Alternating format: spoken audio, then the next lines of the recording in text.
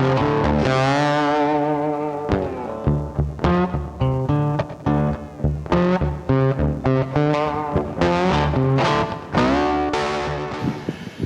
and welcome back to Kilted Swine BBQ. I'm your host and Pitmaster Bob Sellers Jr. and this is my mascot Gitch. Today we're going to do a short video on a topic that everybody with a gravity-fed smoker needs to look at to tame the beast, as it were. If for more information or other videos that may interest you, please visit kiltedswinebbq.com, or if you're interested in my books, please visit sellersjr.com. With any gravity-fed smoker, you're going to have a gravity chute. That gravity chute holds your fuel supply. What you'll want to do with your smoker is do tests between whatever fuel source you're going to want to use, whether it's lump, briquette, or otherwise. And even with that particular choice, there's a variation between vendors of those types, such as Kingsford, B&B, and such. On mine, I tend to stick to briquettes. I do use lump, a handful of lump below the fire I start and above the fire before I put my briquettes on top. That being said, I start my fire for my smoker in a small chute, so I know exactly how the coals are set when I go to pour them in. I have two sources of measurement. This will hold 3 of these. My chute on my Assassin 24 will hold roughly about a little over 3 of these. I have not yet filled it up. At the most I've had to date in all my burns, whether it was the burn-in test or the seasoning, was 2. Now, what I would suggest strongly to do is do burn tests. What a burn test is you basically load up whatever charcoal you're going to use, whatever amount, and start a fire, set your temperature, and see how long it goes, so you know. Otherwise, you have to decide, are you going to kill off the fire and then empty out the unused charcoal? Are you going to only use as much charcoal as you're going to use, or are you just going to let it burn out until it's all ash? I've done all of those with my smoker and come to learn that with starting a fire with one of these will get me at least 10 hours of smoking. I'm set at 300 on my fan or higher.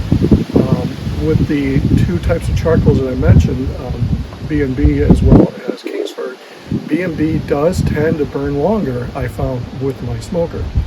Now, when you look at a chute on a smoker, I've seen more videos that tend to have people filling up their chute for their cook.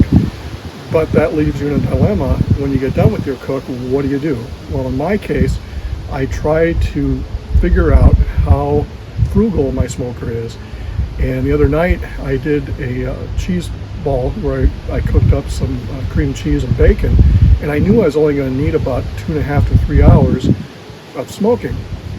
So I started the fire with this, and I only used about 2/3 of one of these, and I easily got 6 hours of cooking before I snuffed it out just to see how much charcoal was actually left. I probably could have gone at least 7 or 8 hours. On today's smoke, I'm cooking a brisket that is probably going to be about an 8 to 10 hour cook, and I have used one full of these with the Kingsford just to see how long it will go in the daylight hours. And the previous times I started in the evening, and I happen to turn off the fan and wake up in the morning, early in the morning, and check my phone for the temperature, and that's how I know roughly about how long I could get on that particular load of charcoal. The other thing you have to decide is how your smoker performs with fan assist, if you choose to use it, or without.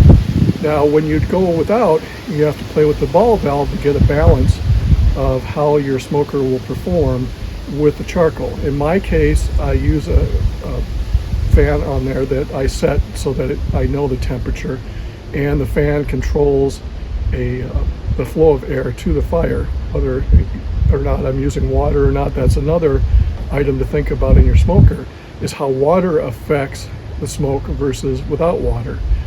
Whether or not that actually makes a difference for the fuel consumption is something you'll have to determine with your individual smoker. With mine, I tend to use water more so than not, unless I'm cooking chicken or something which I want to get more crisp on the skin than I otherwise might, given that the water will add more moisture.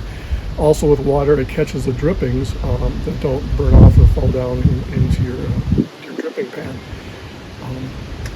With that being said, take your smoker and do some test burns. See how yours performs. Have a plan.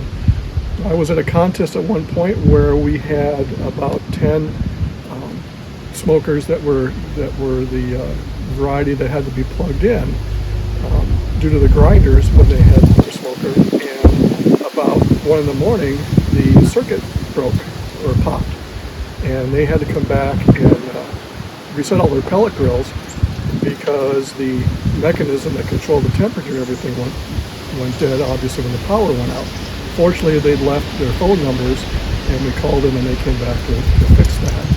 Now, with this smoker in particular, you can go with the fan and without the fan. Most any gravity-fed smoker, you can go without the fan. You just have to learn to manage the ball valve. It is another example of how you want to be able to find out about how your charcoal burns with the fan or without. I hope you've enjoyed this video. Please select like if you would like to see more as I come out with them. Please hit subscribe. I'll have some links to other channels that talk about this, as well as examples of smokers and how they work. Just as a side note, the difference between a gravity-fed smoker and an offset smoker is fire management versus charcoal management. They're both sort of a science and an art. Anyway, I hope you have a great day and enjoy the weather as we get close to winter. South Dakota got some snow the other day, so now we play instead of Where's Waldo, Where's Your Snowblower, and does it start? Have a great day, and I will see you in the next video.